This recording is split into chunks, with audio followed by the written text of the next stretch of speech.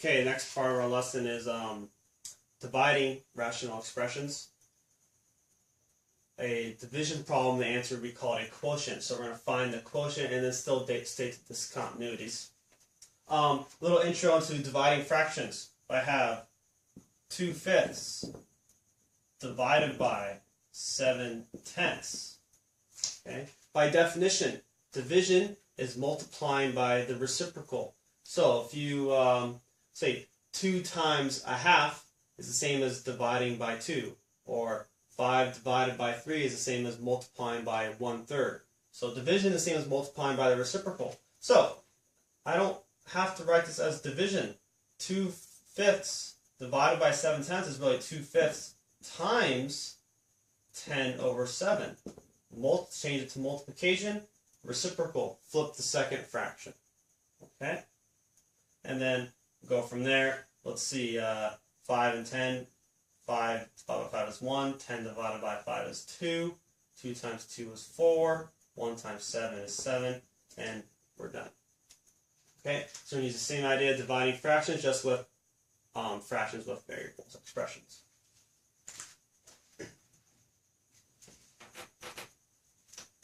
So, our first example here, we have 2 minus x over x squared plus 2x plus 1 divided by x squared plus 3x minus 10 divided by x squared minus 1. Okay, first thing I'm going to do, factor. So 2 minus x, can't factor that, but x squared plus 2x plus 1 will factor. So 2 minus x divided by, factor that here, x and x. Both factors are positive, plus and plus. 1 times 1 will give me 1. 1 plus 1 is 2. Good. Still divided. I'm not flipping yet. I'm going to factor first. So divided by, let's see, this factors 2 x.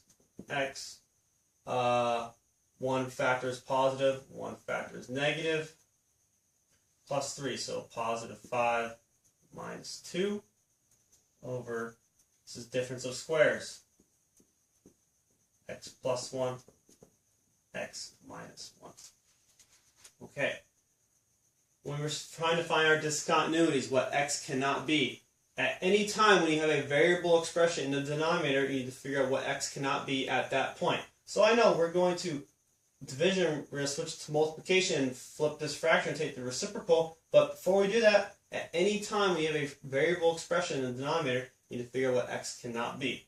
So, right now, see x plus 1 again.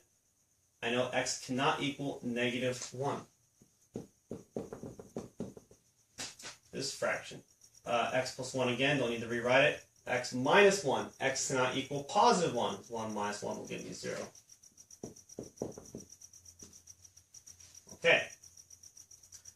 When we divide fractions, it's the same as multiplying by the reciprocal. So, go over here. I'm going to rewrite this problem. I'm going to keep my first fraction the same. Not going to change that. 2 minus x over x plus 1 times x plus 1. Now, dividing fractions is the same as multiplying by the reciprocal. Multiply times reciprocal. Flip it. X plus 1. X minus 1 is now in the numerator. Over x plus 5 times x minus 2. Okay. I could multiply across, or I can cancel right now and make things a little simpler. Let's see. X plus 1. We'll cancel with an x plus 1 here. Alright. Oh, I almost forgot. Before I cancel everything. Restrictions. I have new expressions in the denominator. X cannot equal negative 5. X cannot equal positive 2. Okay, get back to canceling here. X minus 1 won't cancel with that. Anything else? Kind of a sneaky problem here. You have to, by doing lots of problems, you recognize things like this. 2 minus x, x minus 2, You might not think they can cancel, but really, x2 minus x minus 2 only differ by 1's multiplied by negative 1. So, think of, I'm going to factor out a negative 1 from this expression here. So, I'm going to have a negative. Instead of negative x, it's now positive x. I factored out a negative 1. Instead of positive 2, it becomes negative 2. Okay, so I have negative x minus 2 over x plus 1 times x minus 1 over x plus 5 times x minus 2. Now this x minus 2 will cancel this x minus 2. I still have the negative here, but I made this problem a little more simpler by being able to cancel that factor. Don't make this common mistake. Students love to do this. They say, oh, I can just factor out a negative 1 to cancel those, so then it must mean x plus 1 and x minus 1 can cancel. No, not the same. That is not what happened previously. Don't do that.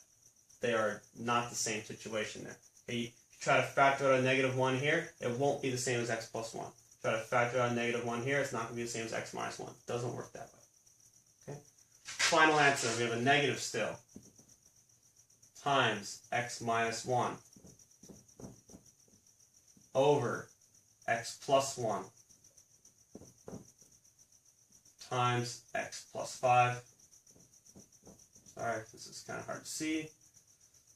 There's our final quotient, simplest form. I have my restrictions or discontinuities up here. I'm not going to rewrite them, but there's your answer. You have your simplified fraction, your discontinuities, and you're done.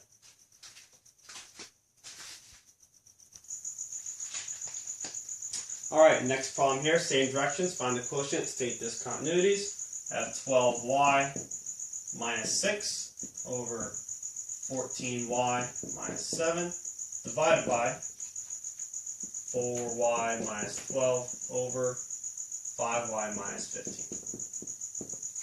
15. Okay, first thing I'm going to do, I'm going to factor everything. Don't flip it or multiply by the reciprocal yet. Factor everything. 12y minus 6, I can factor out a 6 to get 2y minus 1 over 14y minus 7, factor out a 7, 2y minus 1 again, ooh, how convenient, divided by, factor out a 4 from 4y minus 12, get 4 quantity, y minus 3, over, factor out a 5 here, 5 quantity, y minus 3, ooh, interesting problem here, how convenient. Now, before you cancel things, you're going to forget about discontinuities later, so find discontinuities now. And look at my denominators. 2y minus 1. This expression right here, 2y minus 1, cannot equal 0. So, 2y minus 1 cannot equal 0. 2y cannot equal 1. Y cannot equal 1/2. Y does not equal 1/2. Y minus 3, don't have to work out this problem here. I can see y cannot equal 3. Okay, now, I'm going to multiply by the reciprocal. So, figure out my problem here. 6 quantity 2y minus 1 over 7 times 2y minus 1. Multiply or times reciprocal. 5 times y minus 3 over 4 times y minus 3. Okay. I can reduce this fraction, 2y minus 1 over 2y minus 1. Those factors cancel. Y minus 3 cancels with y minus 3.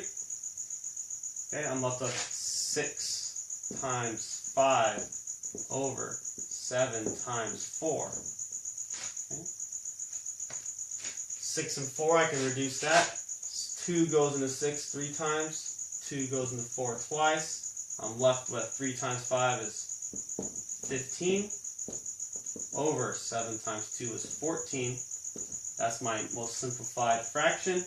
My discontinuities, y does not equal 1/2, y does not equal 3.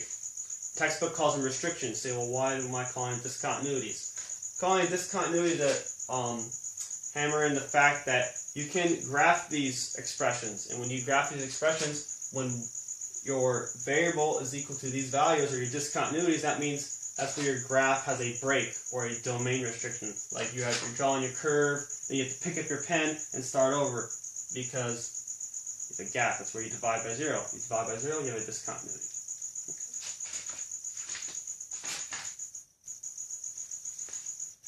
Okay, our last example here is dividing complex fractions. Now, complex fraction, they call it complex fraction probably because it looks complex. It looks kind of weird. It's the same thing we've done before. It's just written in a vertical form, so it looks kind of confusing. But let's rewrite this out kind of linearly for us. Our first fraction here is 12x squared y over x minus 2 divided by our other fraction, 8xy squared over x minus 2. Okay. Right now, discontinuities or restrictions. I see x cannot equal 2. Both of these fractions, x can't equal 2. Okay. We divide fractions, really multiply by the reciprocal. So, keep my first fraction, 12x squared y over x minus 2 times, now multiply by the reciprocal, flip it, x minus 2 over 8xy squared. Okay. Before I multiply to my next step, I can cancel x minus 2, x minus 2. Okay. Oh, before I cancel anything, I have new variables in the denominator. X cannot equal 0. Y cannot equal 0. Okay, back to canceling. So you have y to the first power here, y to the second power, so y is gone. This becomes just y to the first. X squared, just x. X is gone. This becomes x to the just first power. Let's raise to 2. 12, 8. 12 divided by 4 is 3. 8 divided by 4 is 2. Well, this gets a little messy here. We got to keep track of everything. Let's go right here. 3 in the numerator. I have an x still. This y is canceled. Times, there's nothing here, so just times 1 over nothing. This x minus 2 cancel, nothing there. 2. X is gone. There's a y. Okay, there's our simplified fraction. X cannot equal 2. X cannot equal 0. Y cannot equal 0. So even though the x cancel or is gone from our denominator, our final answer, we had x's in our denominator early in the problem, so we still must keep those restrictions. And there we go.